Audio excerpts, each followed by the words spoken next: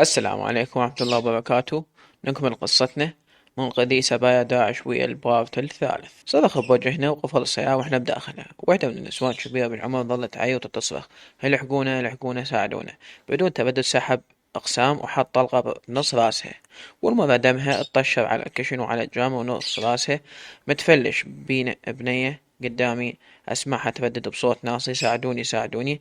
دققت من ورا قرصتها: ريام احكي، شبيج اهدي اهدي، هسه يجي الجيش ويساعدنا، لا تخافين، اقري آيات القرآن، هسه يساعدونا، ندعي فدوة كان اسمها رجاء. هاي دماغها مطشر على ملابسي، على ملابسي، هاي عينها شهقت وبجت، صاح ابنين غلط علينا وعلى شرفنا. وكان كلامه سوري بس يحكي عود فصيح مكسر: الرجال انتي لا تبكين، لا اعلم فيكي مثل هذيك العجوز، ما تردين حثالات. ضحك اللي بصفه وقال: جميلات جدا.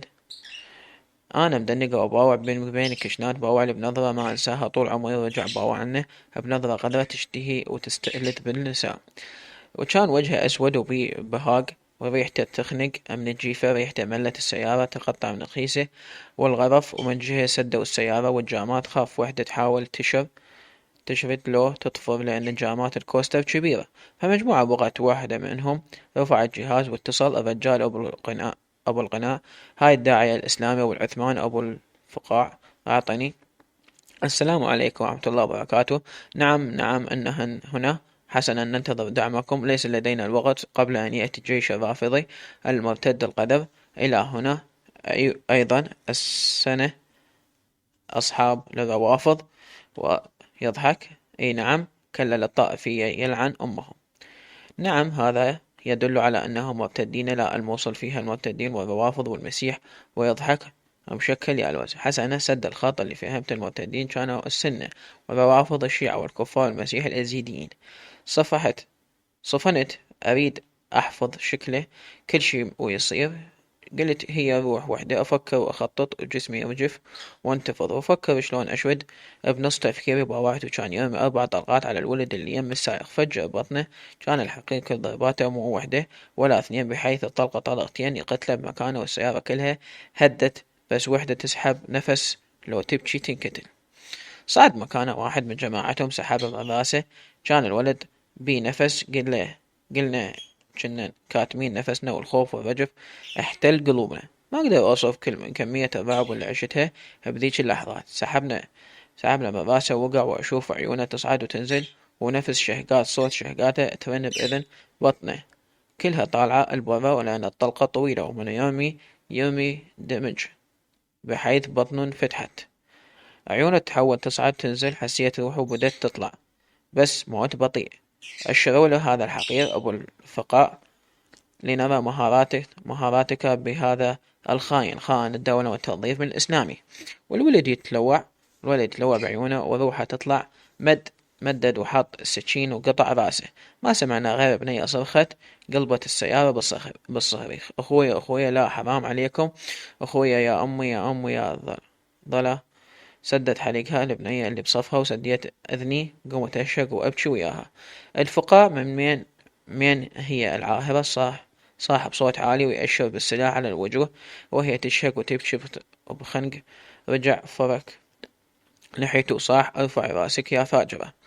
كنا مدنقين. طلع سلاحه وأمه من الجامة. هي رفعت راسها وشمرت الحذاء والكعب عليه، ووقع بنص قصته: لكم يا كلاب، يا حثالات الرهابيين، يا قتلة السفلة، الرب ينتقم منكم، نار جهنم تنتظركم يا حثاة الواسخين، يا أنذال يا. سكت صوت هربت طلقت بنص ركبتها. اطشر الدم على الجامات، اجت وقعت علل بصرفها، وهي تنازع بروحها وتطفر رجليها وتشهق تشهقة مثل الذبيحة. الفقاع تفوه عاهرات: امسك هذي.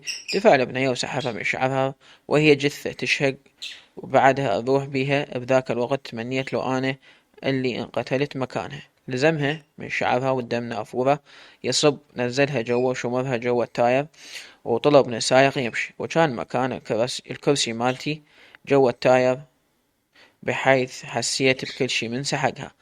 صوت عظامها تتكسر جوا تاير السيارة يمن، بس بإذني أحسين بوجع قلبي. اختنقت وحسيت النفس ظل يخنقني، دنقت بكيت متى قطعت روحي، متى تقهر وحسيت أريد روحي تطلع وجرفة بجسمي، سديت حتى إذني أريد أموت وأخلص من هالمنظر. صرت أتخيل أنا وراهم وحيوية بيها هيج. كان صعب الكل ساكت، الكل مستقبله وحياته مجهولة، احنا بيد ظلام كلاب وحقراء ما بيهم لا رحمة ولا ضمير. ظلمت الدنيا وريحنا وريحة الدم بالسيارة مطشر على الجامة والدم متخثر على الكشن. كانوا ما يخلونا نفتح الجام، خاف وحدة تطفئ، باقين على ضوء السيارة. مشت السيارة بينا بالساعتين هدوء وبس نسوان، كنا أبو الخوف يقرأ ألف. وقفت السيارة بينا ونزل الولد نشوف مكان مثل الغرفة طويلة، نزلونا ويضربون على راسنا، ونفس الولد اللي كان قال جميلات ضرب وحدة من البنات من ورا. أوف شيء جدا لم أعد أتحمل، سينفجر طاقتي. ضحك اللي بصفه وقال فماذا تقول لو رأيت حور العين؟ جابوه لا تكفيني واحدة فأنا شهي. ضحكوا وأنا لعبت نفسي يا رب شو راح يصير بي. قمت أطقطق من الخوف ورجلي قوة أشيلها. سطرونا على الحائط وقعدنا بالسرة ويسألونا عن أسمانا. وصل الدور إلي وأنتي سليمة ورجعت دنقت بالقوة، بلعت ريقي، ما كان بيدي غير الدعاء. دنقت وواحد أشمر علي وصله فزيت بالرعب. كان اسمه يوسف العربنشي. يوسف تستر يا أمر، أعوذ بالله، فاجرات عاهرات بنات الزنا. بقهر رديت عليه وبجسمي يرجف ريان بصياح ما حد فاجرة غير أمك يا زمال، خلفت قوة مثلك، أنت كلب ابن كلب ابن زنا. داعشي ما حسيت غيره قاعد على رجلي ويضربني راجديات ويدفر ببطني ويضربني بالمسدس على ايدي، احسها انخلعت.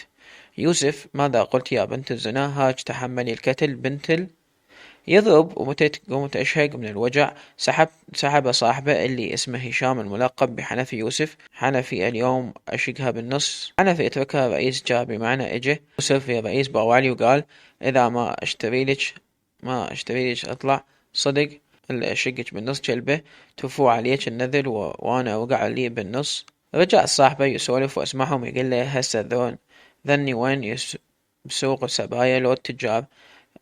يجاوبوا لا ذول للتجار بعد سوق السبايا. مروا هالفترة ينفتح. الرئيس قال لازم ننجمع رؤوس الزواج والحلويات فلوس ونبيعهم لأصحاب الملاهي والدعارات حتى نربح فلوس، وراها عود بسوق السبايا. وعلى المجاهدين هسه التنظيم محتاج فلوس ونستفاد براسهم، يعني ما نقدر نجتلهم.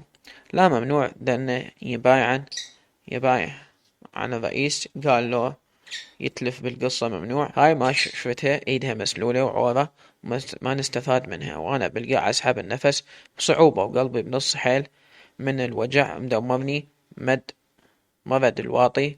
واسمع كلامهم جمدت روحي يعني هبيعوها للتجار. شنو سبايا شو سوق يا ربي. الوجه القبيح مستحيل يروح مبالي. ورا ما ضربني اجا قائدهم كان سمين وكرشه كل كبير ولابس حزام مليان. طلع حسب ما صاحوا باسمه.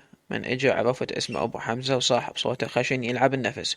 ابو حمزة وين الانتحارية اختاريته؟ لو اختار ماضي الوقت والعمليات لازم تنفذ بهاليومين، ورانا شغل بقدل. قلت هذا الحمار يوسف راح يختارني. يوسف نعم مولاي، هذه العجوز لانها كبيرة في السن ولا يشكك باوعوا وضرب على كتفها بفخر. ابو حمزة تعجبني هواي العربنشي. جماعة الرئيس بعد أذكياء وأبطال حور العين تنتظركم بفارغ الصبر. يوسف تربايتك مولاي. وأضحك باوع عنا الحقير وسحب المرة من حجابها وهي تبكي وظلت تصيح. مقدمك أنا نغاك لا تأذيني، أقوح فدوى إلك تبكي وتصيح وتكسر الخاطر. لزمت قلبي اللي أحس راح ينفجر أول مرة أشوفه لبسوا الحزام وهي ظهرها من حيني وظلت تمشي وتحكي. المرة ربي يسامحني ضحايا وناس أبرياء يا رب، وانت تعرف أني لا حول ولا قوة، حسبي الله ونعم الوكيل. ظلت تردد هذه الجملة وتبكي. زفت قلبي. أخذوها صعدوها للسيارة ورجع. حنفي قال سوف تذهب إلى سيطرة بغداد لكن بزاف خطيرة. كيف؟ يوسف لك حبيبي لو واحد من الجيش يفطس هذا إنجاز وفخر إيش بيك؟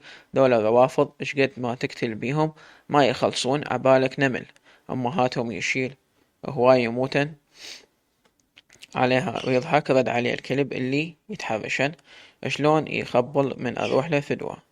يوسف اسكت ابن ربيعة لا يجي القائد يطشرنا ما نذوق شي من هذا ويأشر علينا. انقهرت وحزنت بقلبي ذول العراقيين يعني لازم يغارون على بنات. نص ساعة قاعدين فوق ولا فوقها طلقوا قرآن وقعدوا يقرون ورا نص ساعة اجت كوستر صعدنا بيها وغطوا رؤوسنا انا بدون وعي من التعب والتفكير نمت. حلمت امي تهلهل وترقص وخواتي وجههن حزين ويرقصن ويهلهلن بس بصوت الهلاهل كلش عالي فززني من نومي والسيارة وقفت نزلونا ورفعوا الغطا عن راسنا نزلونا المدرسة ورتبونا بالسرة. أنا من الوجع متت جسمي متكسر صاحوا بأسمائنا قلت لهم سليمة سجلوا اسمنا وانطوا كل وحدة باج وعباية ونقاب وطلبوا من عندنا نلبسهم. هذا النذل أو الربيعة كنا دا نلبس أنا وبنية ما صغير قرصني بخصري. أوف والله لو ألزمك ابن الغندرة كسرها لإيدك لو مديتها. أبو ربيعة يما عصبية أروح فدوة هاج قرصي بس بمكان حساس ما تحملت أخذت العباية اللي كان بيها سحبه ووقعته بقوة على وجهه وأصرخ بخوف. هجم علي دفعني وأجوا جماعته ومنهم يوسف لزمني من شعري حسيت أتقطع ضربني راجلي وقال إذا أسمع حسك طلقة وفجر راسك بيها. شنو شايفة نفسك انتي خلق لو أريدن أكتلش طلقة وتفطسين بس بيهن فايدة لك.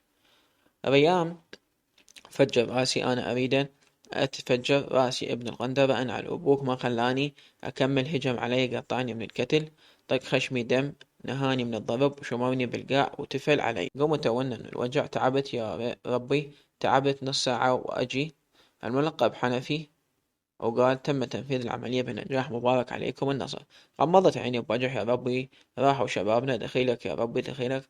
غصب قلبي غطيت وجهي وقمت أبكي بحيث موتت روحي. أتخيل عندهم عوائل وهذا اللي مودع أهله وزوج أخته ويداوم وخفت خاف وياهم انطاحت روحي.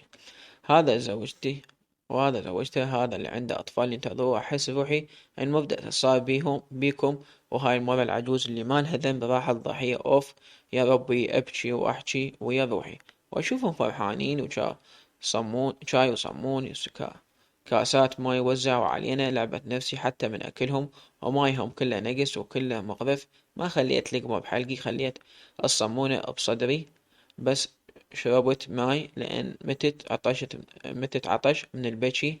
أحس بالعوم يتجرح. رجعوا صعدونا بالسيارة مشت بينا هواي باوعت الساعة شفتها بالتسعة الصبح وقفت بينا نزلنا بغينا نمشي 10 دقايق وصلنا منطقة وإجت ورانا سيارتين بيها بال15 شاف كان سيارة نيفارا والثاني ما أعرف اسمها. وقف يوسف وجاب قرب قرك ضرب على الأرض كان يطلع صوت مثل صوت الباب. أمر واحد منهم أن يحفروا بموجبة شالوا التراب طلع باب فتحة بقت فاتحة عيوني شنو هاي وشلون خايفين غضب الله على راسكم. دخلنا النفق كان بدايته درج وطبيعي كان بسهولة الواحد يعبر بس شلون خافينه وش وقت لحقوا يحفرون ويخططون والمنطقة آخر الدنيا. دخلنا النفق ما أعرف كم متر جوا القاع وبي أضوية وغرف محفورة جوا القاع. مشينا هواي ودخلونا بغرفة كانت بس مجرد محفورة جوا الأرض وريحة المكان تقطع من الجيفة وريحة رطوبة. قعدنا وكان يدخل يوسف هم يصيحون الله أكبر يعيد ويكرر لحد ما دخل أميرهم. أحضروهن في سوق بيع النساء حالة التجار متواجدة ولم تجهزوهم بالزينة يكون أفضل. وسمعوا تكبيرات المجاهدين الأبطال تكبير